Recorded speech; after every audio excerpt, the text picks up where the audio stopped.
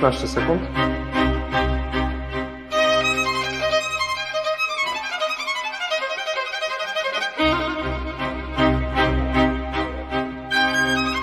Pięć, 4, 3, 2, 1 i jesteśmy.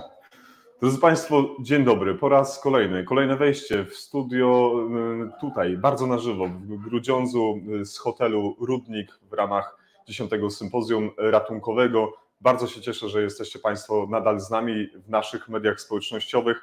Bardzo też się cieszymy, że możemy Was spotkać tutaj, przybijając nordyskową piątkę, ewentualnie ciesząc się tym, że podpisujecie Państwo nasz baner, który jest tutaj udostępniony. Bardzo fajna atmosfera, bardzo ciekawe wystąpienia, wiele gorących rozmów, często rozgrzewających wręcz do czerwoności nasze ratownicze umysły, a jednym z takich rozmów jest komitet założycielski,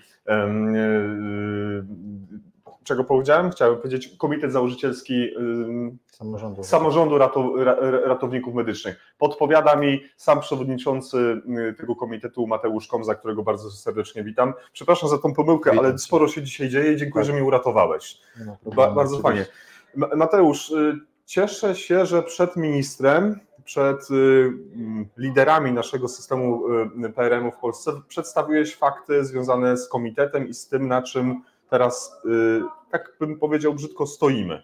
No to na czym tak naprawdę stoimy, bo środowisko mówi, że jest że jest źle, że nie jest dobrze, że to wszystko trwa bardzo długo, że się ciągnie jak flaki z olejem, przepraszam za słowa, ale nie jest okej. Podzielasz taką opinię?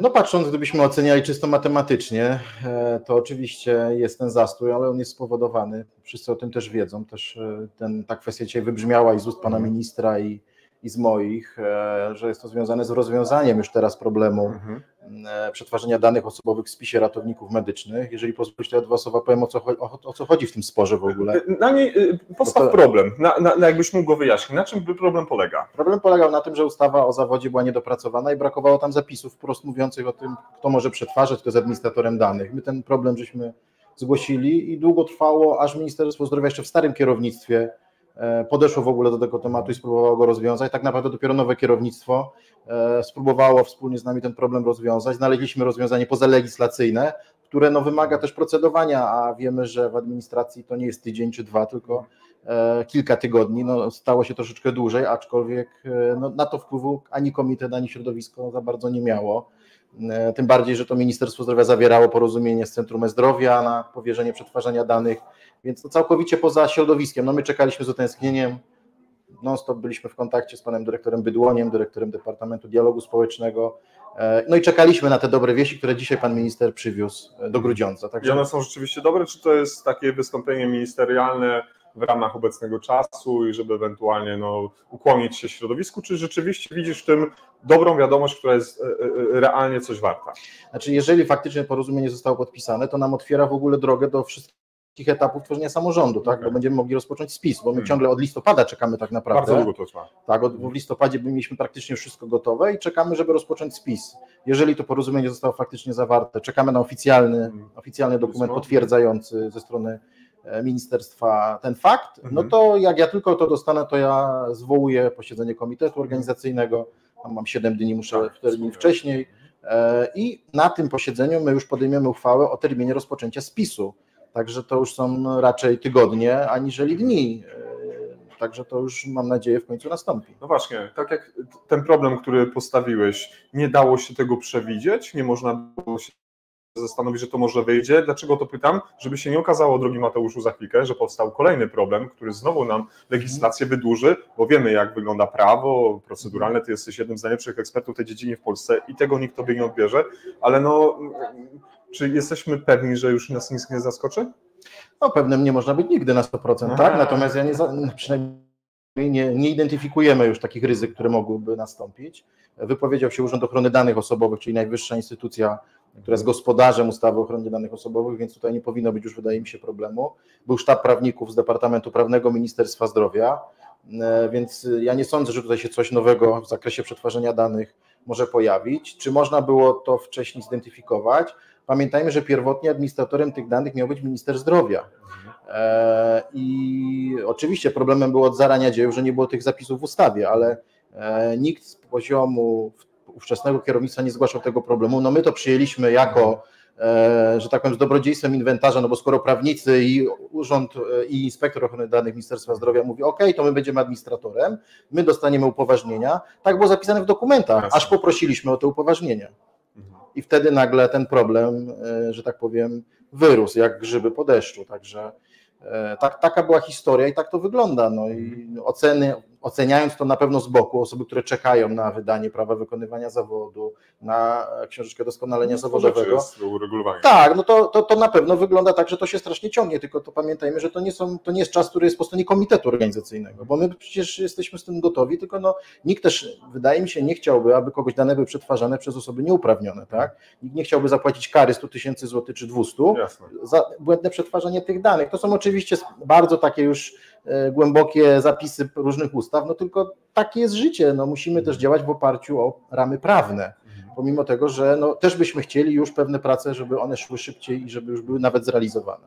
A dostrzegasz na tym etapie jeszcze jakieś zagrożenia, które mogą spowodować opóźnienie tego procesu, kiedy byś poddawał analizie tego, co mamy na dzień dzisiejszy? Znowu wracam do twojego doświadczenia związanego z... No teraz jest takie pytanie, które w kuluarach już myślę poprzez to moje też wystąpienie się pojawiło. Czy spis zaczynać okres wakacyjny, czerwiec, lipiec, sierpień, wrzesień, bo tam 30 dni ten spis ma trwać, czy czekać dopiero do października po wakacjach, tak? No to na to pytanie będzie sobie musiał każdy z członków komitetu odpowiedzieć i jak będziemy tą uchwałę podejmować. Ja uważam, że już nie ma na co czekać, tak? Bo to już niewiele zmieni. Spis trwa 30 dni. Jeżeli nawet ktoś wyjeżdża na wakacje dwutygodniowe, to spokojnie ma jeszcze kolejne 16 dni praktycznie na spisanie się. Jest prosty formularz elektroniczny, można to nawet na telefonie zrobić, nie wymagający jakiegoś zaangażowania, więc w mojej ocenie, jeżeli ktoś będzie chciał, to na pewno to się spisze. Natomiast czy będzie duże zainteresowanie, tego nie wiemy, tak? To jest kwestia, na którą też zwracałem Ci uwagę i o co apelowałem, żebyśmy się spisywali, bo jeżeli chcemy, że tak powiem, podejmować decyzje wspólnie jako środowisko całe, kto ma być w tym samorządzie, no to trzeba się spisać, bo jeżeli ktoś się nie spisze, no to nie ma prawa głosu tak naprawdę w dużym uproszczeniu. A nie masz wrażenia, że ta absencja, która może wystąpić w trakcie tego procesu przygotowawczego, tego spisu, może się zadziać z powodu takiego, że na przykład środowisko no, przestało wam ufać? Że przez te wszystkie legislacyjne rzeczy, które może ktoś powiedział, trzeba było przewidzieć. Rozumiesz, próbuję wejść w tą portki złego wujka, żeby powiedzieć, czy właśnie nie zadziałało się coś takiego, co spowoduje, że teraz wynik tego spisu będzie no, średni, a ludzie będą powiedzieć, po prostu wam nie ufamy. Nie? Ale nie wiem, czy to jest kwestia akurat zaufania. Tego nie wiem. To jest może bardziej zmęczenie tematem, tak? Bo tak jak mamy przykład ostatnich wyborów, tak? Po prostu wszyscy są też tym zmęczeni, trzykrotne udział, aktywizacja siebie, rodziny i wszystkich, żeby wziąć udział w głosowaniu. Tak tutaj jest pewnie podobnie. Poza tym jest takie przeświadczenie w środowisku, że zrobimy wybory i już wszystko będzie działać. To ja już wielokrotnie i też Jacku u Ciebie mówiłem, że to nie jest tak, że my wybierzemy władzę i już będzie wszystko działało. Będą książeczki, będą stemple, będzie prawo wykonywania zawodu. To dopiero pierwszy malutki krok przed tym, co się będzie działo dopiero w kolejnych miesiącach, więc tak naprawdę trudne problemy dopiero przyjdą. Patrząc od strony organizacyjnej, to przeprowadzenie tych prac, spisu, wyboru delegatów, to jest najmniejszy problem. Problem przyjdzie, kiedy będziemy rozmawiać o rejestrze ratowników, kiedy będzie celowe, kiedy będzie trzeba wnioski na te dotacje składać, to dopiero będzie martwy okres, bo tak naprawdę samorząd nie będzie nic robił, bo będzie składał kwity do ministerstwa, będzie starał się pozyskać finansowanie, potem będzie realizował, powiedzmy, ten rejestr, a tak naprawdę na zewnątrz wizerunkowo, nawet jeżeli będziemy dawać informacje, czym się zajmujemy, no to dla zwykłych ratowników, którzy dzisiaj z SOR-u na zespół, do szpitala na oddział, no to tak naprawdę jak zerkną, no to co się dzieje znowu przez kolejne miesiące. I to jest tylko taki argument, jeden pewnie z wielu. Jasne. Ja bym na to tak nie patrzył, bardziej bym chciał się skupić na tym, że jeżeli naprawdę chcemy stworzyć ten samorząd, to się zaangażujmy i nie wymyślajmy jakichś dodatkowych uzasadnień, domniemań, to co też dzisiaj powiedziałem, tak, że wszyscy myślą, że to ktoś za nich zrobi. Pamiętajmy, to jest samorząd zawodowy. My sami musimy jako środowisko zorganizować to sobie. Nie zrobi nam tego pracodawca, nie zrobi nam tego Ministerstwo Zdrowia, nie zrobi nam tego samorząd, towarzystwo jakieś naukowe czy stowarzyszenie, tak? Bo takie trochę głosy są. A kto nam to zrobi, kto to będzie pracował? No to my musimy na to pracować. No to właśnie dorośliśmy do tego poziomu, skoro jest ta ustawa, żebyśmy się zajęli swoimi sprawami. I tu wydaje mi się problem, bo jak wszyscy wiemy, ten początek działalności, on będzie pro publico bono, on będzie bezpłatny, trzeba będzie poświęcić kolejny raz swój czas wolny, zaangażować się, pewnie i też w jakimś zakresie finansowym, no bo my nic nie będziemy mieć, tak? Nawet laptopa nie będziemy mieć, nawet jeżeli skorzystamy ze swoich prywatnych telefonów, no to prędzej czy później ten problem kasowy gdzieś się pojawi, tak? Także ja mam wrażenie, to jest taki chyba moment, kiedy zidentyfikowali, że ten samorząd w końcu będzie, nie ma od tego już odwrotu, no i teraz trzeba się zaangażować, trzeba w swój wkład włożyć, nawet taki prosty, nawet jeżeli trzeba coś organizacyjnie pomóc, bo takie prace przecież też będą, tak? No to wydaje mi się, że to chyba zaczęło niektórych, nie wiem, przestraszyło może troszeczkę, tak, że to jest ten czas, Kurzyło.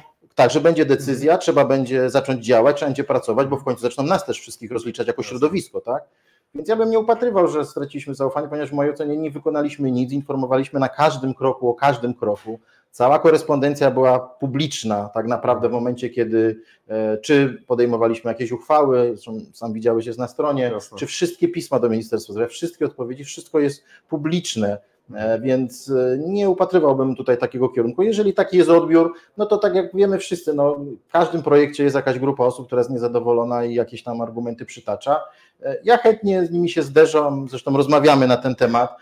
Dosyć regularnie. Tak, zachęcam wszystkich do współpracy w różnych obszarach. Jeżeli ktoś chce się zaangażować, chce swój czas poświęcić prywatny, swój rodziny swojej, to jak najbardziej, tak? A nie narzekajmy, tylko zacznijmy coś robić, róbmy, bo to...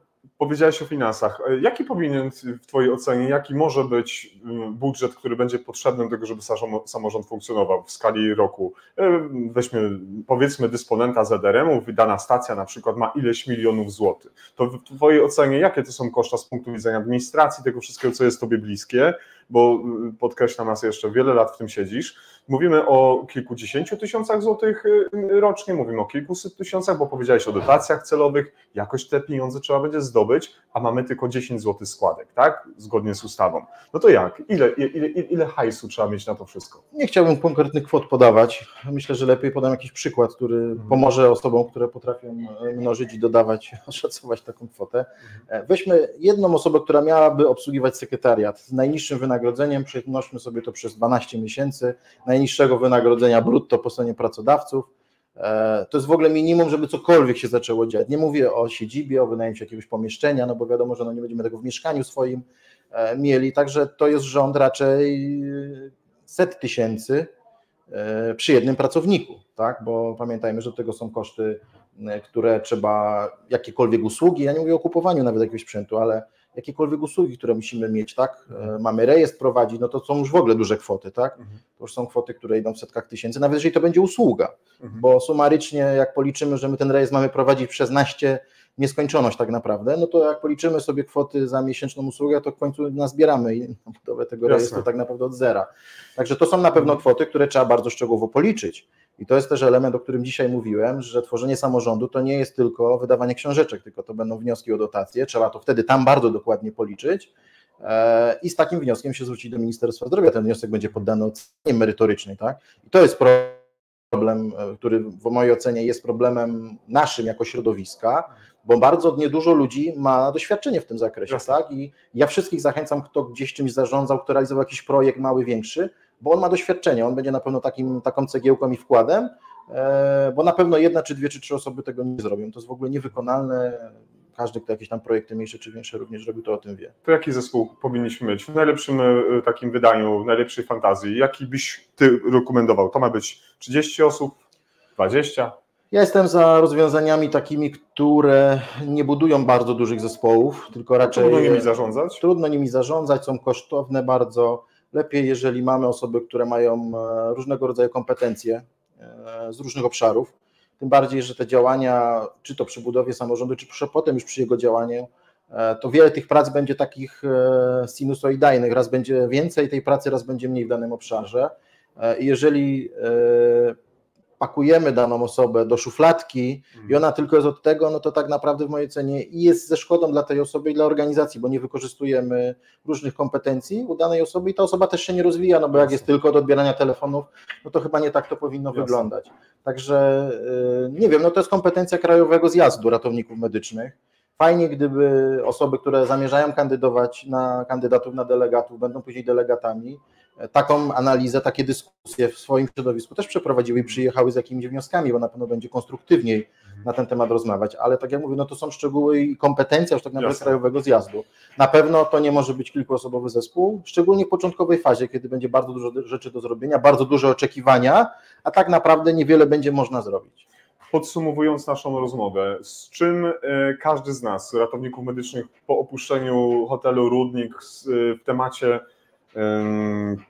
waszego komitetu powinien być uzbrojony w taką wiedzę, takie informacje. Z czym chciałbyś, żeby ta osoba wyszła z tego naszego sympozjum? No chciałbym, żeby każdy wiedział, że za chwilę ruszy spis ratowników medycznych. Czy się to odbędzie w okresie wakacyjnym, czy się to odbędzie po okresie wakacyjnym, to wiele już nie zmienia. Patrząc z perspektywy wielu lat, ile staraliśmy się o samorząd, to już nie jest naprawdę dużo. Żeby każdy miał świadomość tego, że trzeba będzie poświęcić ten 15 minut i zeskanować ten dyplom, czy zrobić zdjęcie. Czyli spis. Tak, pierwsza rzecz. To jest najważniejsza i podstawowa kwestia. I do tego, żeby wyszukać osoby, które naprawdę reprezentują coś swoją osobą w zakresie wiedzy, doświadczenia, otwartości i też umiejętności poszukiwania kompromisu w sprawach, bo to jest kluczowe, bo z tego się nie zrobi projektu, i żeby takie osoby były wskazywane na delegatów, bo bez takich osób no, samorząd będzie działał pewnie jak w przypadku jednej z innych grup medycznych, gdzie od 2 lat jest przepychanka tak naprawdę jak. Myślę, że nie powinniśmy do tego doprowadzić, bo jako medycy, jako jeszcze taka grupa bardzo z takiego obszaru specjalistycznego, wąskiego, powinniśmy się porozumieć, nie ma nas naprawdę bardzo dużo, tak? Także do tego zachęcam, żeby wyszukiwać takie osoby i wskazywać je, tak? do tych przyszłych zadań, bo to, czy ta dana osoba zostanie, czy nie zostanie, to jest odrębny temat, ale żebyśmy mieli merytoryczne osoby do rozmowy, jak to robić w przyszłości. My Polacy, drodzy Państwo, słyniemy z tego, że w zrywach narodowych, w podniosłych sytuacjach, tragediach bardzo często spinamy się, spinamy 4 litery i robimy potężne rzeczy. Bracia i siostry w ratownictwie, spinajcie się, bo teraz jest duża rzecz do zrobienia i tak. To się może nie wydawać Państwu jakoś bardzo spektakularne z punktu widzenia tego, co powiedział przed chwilą Mateusz, ale to są duże rzeczy, więc zepnijcie się, bo dubla nie będzie. Tak, pamiętajmy, że to, co powiedziałeś, jest raz tylko to na zawsze. Na zawsze. Mateusz, bardzo Ci dziękuję. Dziękuję serdecznie. Miło Cię było znowu zobaczyć, spotkać, wyglądasz kwitnąco, wyglądasz jak $1 000 000, by ktoś powiedział, no ale po wakacjach. Jestem po wakacjach. Drodzy Państwa, takich wakacji też Państwu życzę, ale przede wszystkim życzę Państwu rozmów z ekspertami, którzy naprawdę znają się na tych sprawach. Dla mnie osobiście legislacja, zarządzanie, administracja, tym, czym się zajmuje Mateusz od wielu lat, to jest w ogóle szapobaz dla Ciebie, dlatego Ci bardzo dziękuję za Twoje zaangażowanie, za Twoją pracę. Rozumiem, że Cię dopada czasami pewnie frustracja, patrząc na dzisiejsze zdjęcia, jak wyglądałeś jakby było to 10 lat temu, jak wyglądasz teraz, z pewnością przyjąłeś na klatę wiele ciosów, ale widzę, jak taki taran idziesz do przodu, za co jestem Tobie ogromnie wdzięczny. Dziękuję serdecznie. Bardzo dziękuję Państwu. Bardzo proszę, dziękuję. To było kolejne wejście z kolejnym gościem, niebawem kolejne i tak będziemy Państwa zanudzać i będziemy zapraszać Was do tego, żebyście zajrzeli do relacji z 10. naukowo-szkoleniowego sympozjum ratunkowego, które odbywa się właśnie od dzisiaj, jutro i pojutrze w Grządzu. Pozdrawiamy najserdeczniej. Jacek Borowiak. Dziękuję bardzo.